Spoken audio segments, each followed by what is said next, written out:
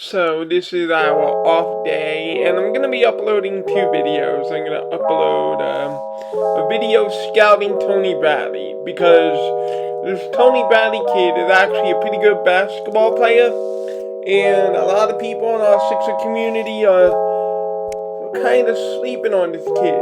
Don't sleep on Tony Bradley. He's good.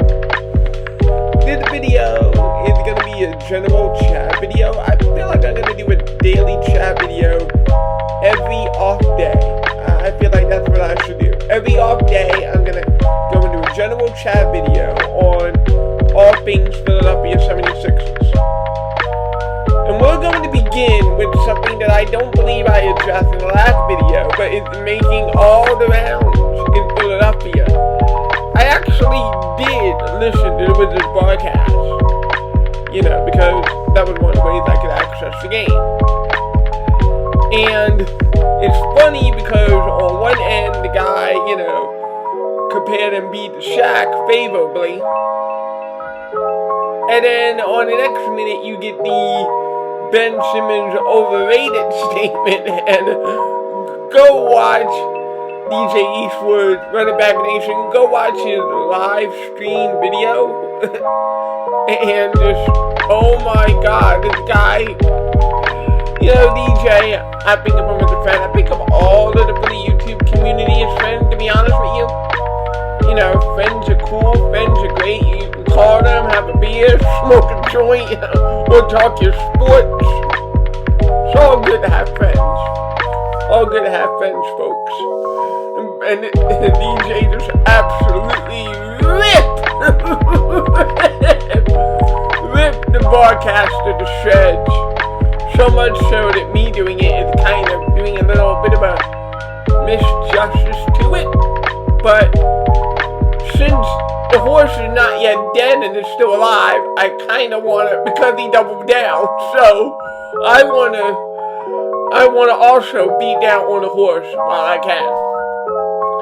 And I kind of want to also reaffirm, DJ put up a very good point in that if it's Philly, if it's us, we criticize Donovan McNabb famously, remember?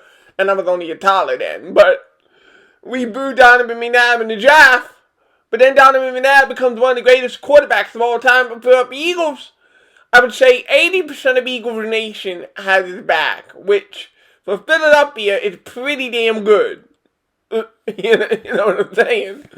So Philadelphia, we can criticize our athletes. We can hold our athletes to a high standard because we actually, before the coronavirus, we pay money to get in the seats, first of all. And second of all, we are the most loyal fan base. What a team, what a city that is so sadistic in our sports. And we're going to watch a 40 or a 30 win Philadelphia Phillies team, or a struggling Flyers team this year, or the Sixers in the process. This is the only city that will actually put up with that. This city cares so much about its teams, we will be there for the highs and the lows.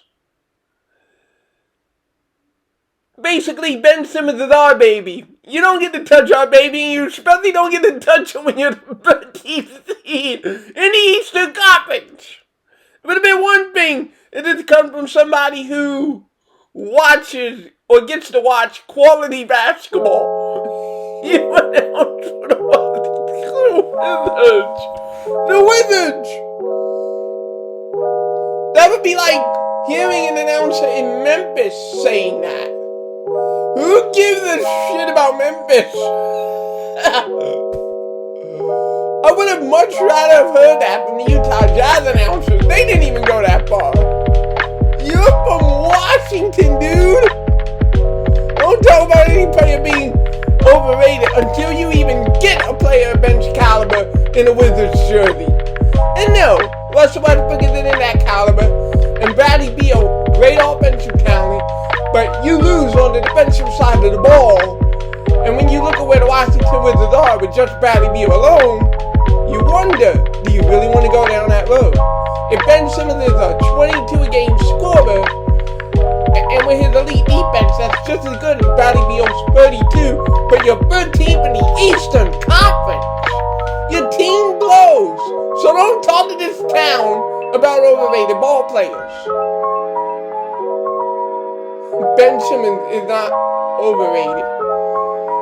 Here's what we can say about Ben Simmons. Definitely in January, start of the year. A lot less so the last 10 games, but this is what we can say about Ben Simmons' career. Seriously, if we're going to be fair in any critical, objective look at Ben Simmons.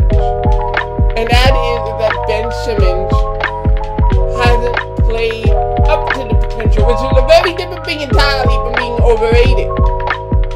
If he were overrated, he would be not as good as people say that he is. But he is a tremendous defender. I think he's a good rebounder. I'm not going to call it great because, and again, this is fair expectation. You're lightning quick, you're 6'10", you should be averaging double-digit rebounds. Brett Brown said it, I'm going to say it. The one thing that Brett Brown said was right. You should be getting double-digit rebounds. You should be dominating the glass. And you're just a pretty good rebounder. And that's what you are. You're a pretty good rebounder. I just think that you could be an excellent one if you put more emphasis on rebounding the ball and getting up in transition more. Doc said it, Brett said it, I said it.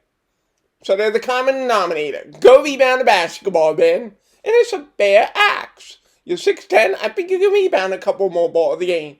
But you are a good rebounder. So he's a good rebounder. He's one of the best defenders I have ever seen.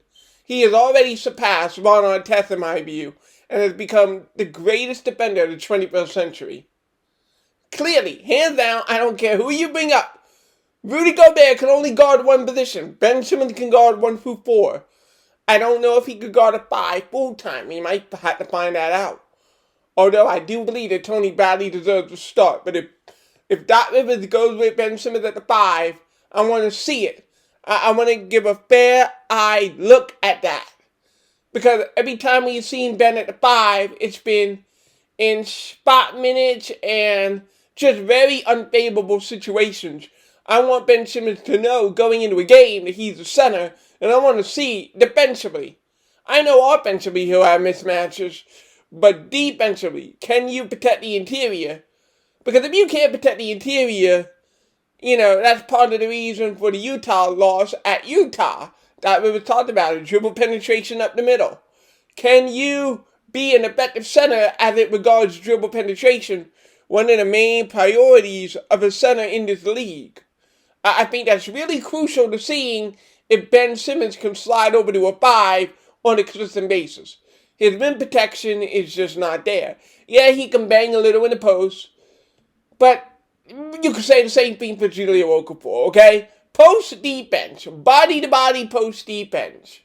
It's not zero, but if Joel Embiid, for example, weren't the rim-protecting player that he is, just standing there in the post, that's backup quality, okay? That's literally what a backup center should do.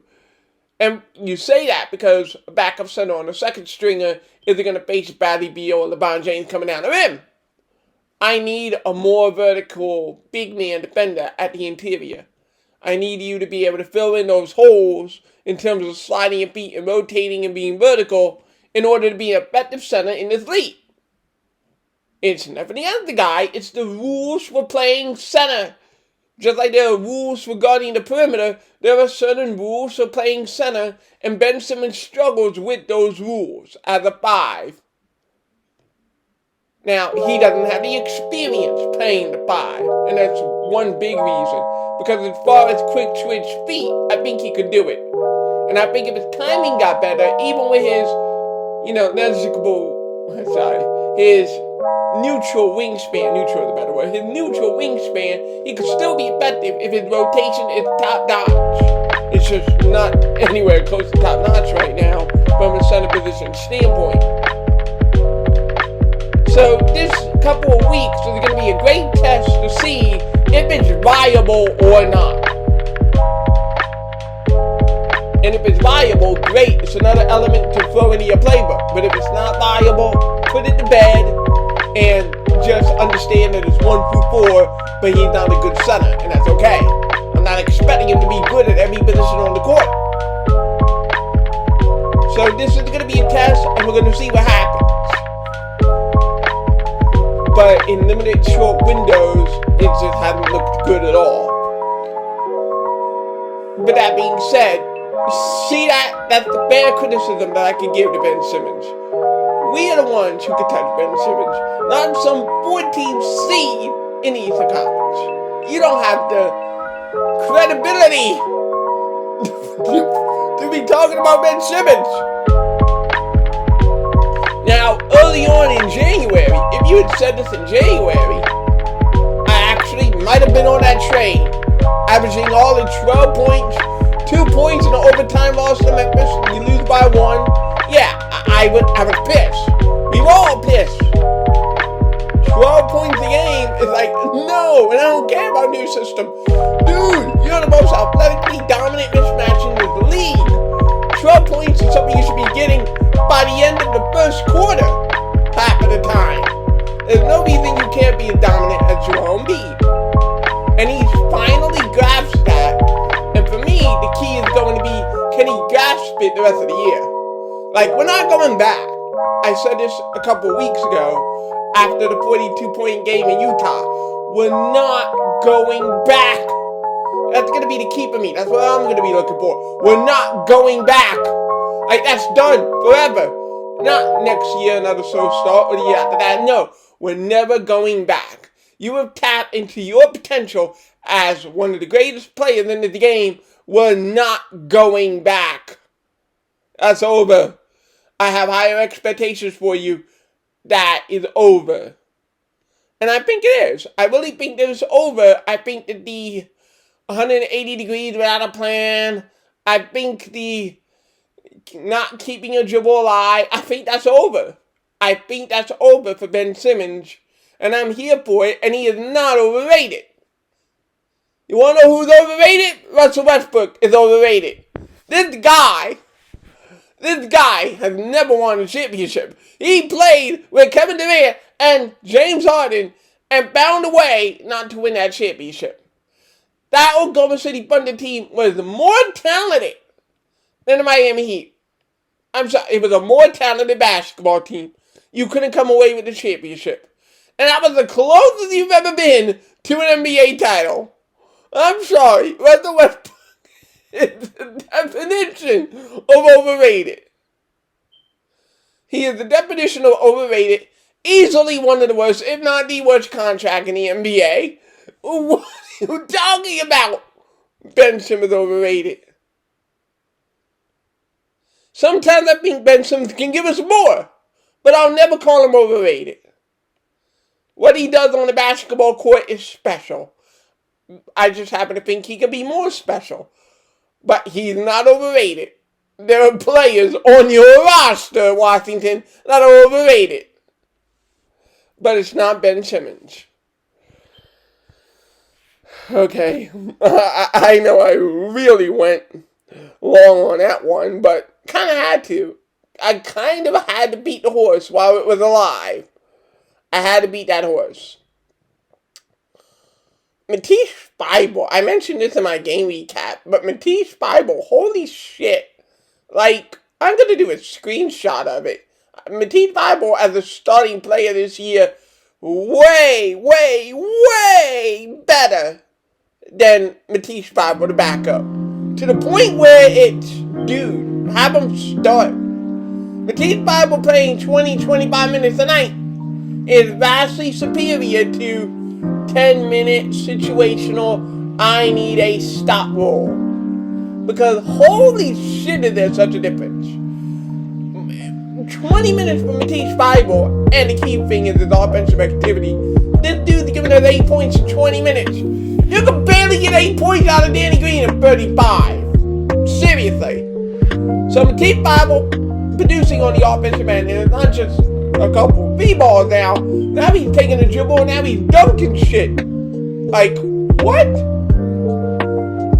And then Matisse Thybulle instead of a 3, can he shoot a mid-range jumper, make it a closer attempt, and maybe that might be more efficient for him? I don't know, but if Thybulle can give you 10 to 12 points a night, or 8 points a night, and he's a way better defender, this dude, whenever he's in the starting lineup, it works. And then you consider the defensive synergy with him and Ben Simmons together in the front line.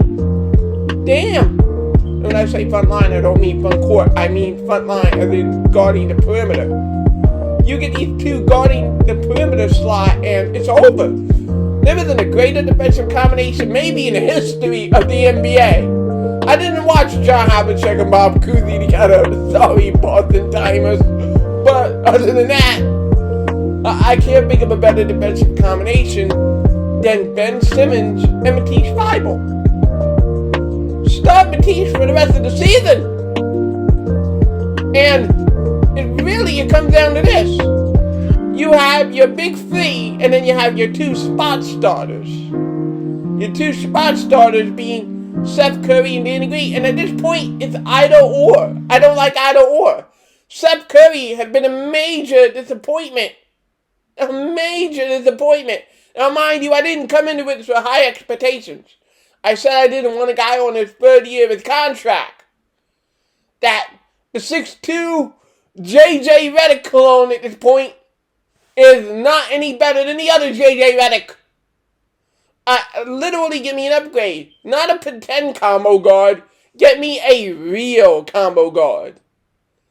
It's a shame that Shake Milton isn't shooting as well as he did last year. If he was shooting as well as he did last year, I would have been made to switch for Shake. Because good mother of Lord.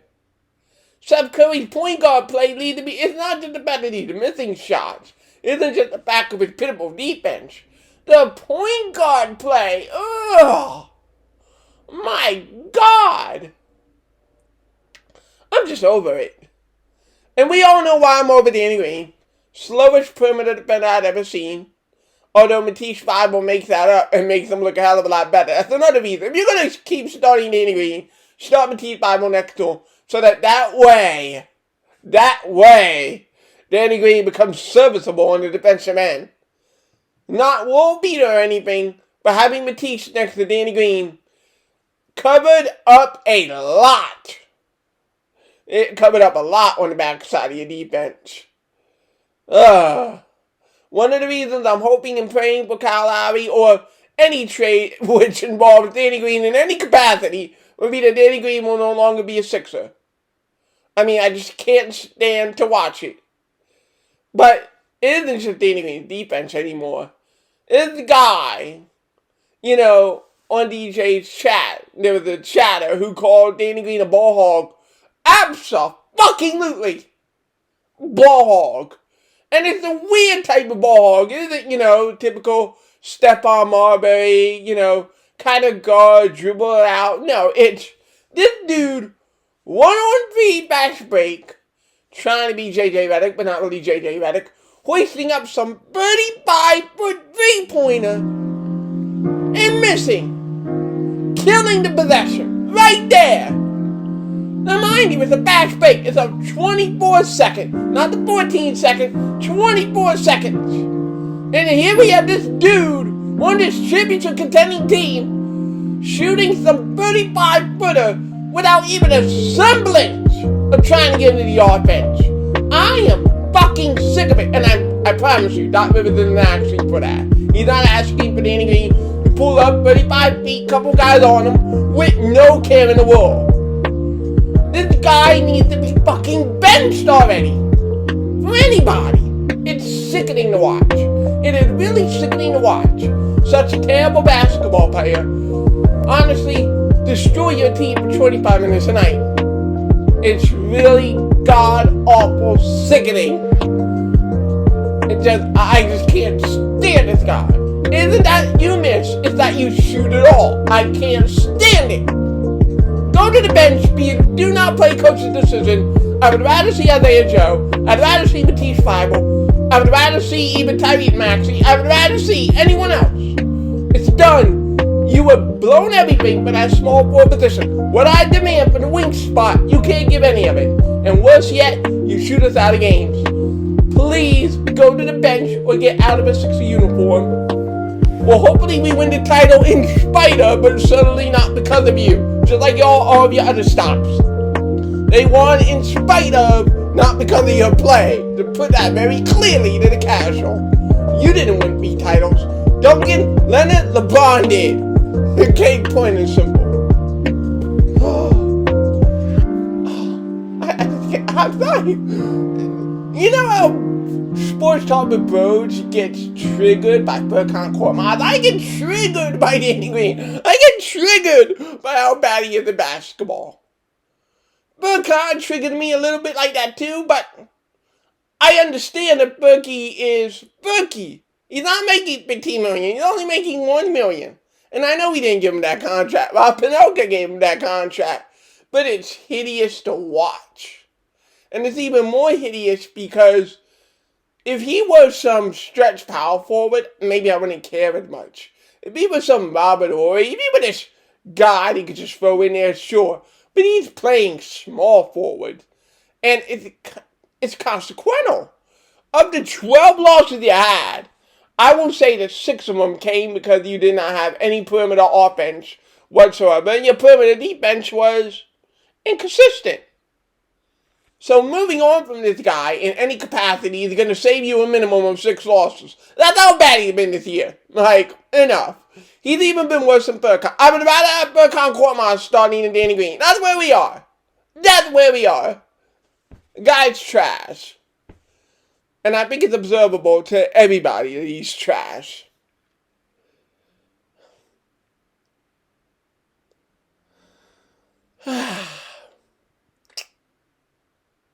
So I'm going to get to the Tony Bradley video up next. And I'm going to scout Tony Bradley.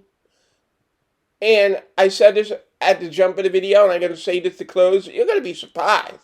This kid is good at basketball. He's really, really good at basketball. Like, this is what the title of the video is going to be. What if Jahlil Okafor cared about the game of basketball? He'd be Tony Bradley. Tony Bradley deserves all the right to start. If the Sixers want to go with the small ball Ben Simmons 5, like I said, I want to see it extensively. I want to examine it. But if we want to stay traditional, Tony Bradley, Joel Embiid's tweet might not have been in so much sarcasm. This kid is damn good at I want Daryl Morey to sign him. I don't care if it's a $10, $12 million contract. We signed Tony Bradley. He is the Embiid insurance that we've been waiting for. This kid is too talented to let outside of our organization. And I'm going to show everyone why that is with the scouting video. Okay, so this has been 23 minutes. Nice little off-night rant. And you're going to see the Tony Bradley video too. Sixth of the universe. Peace.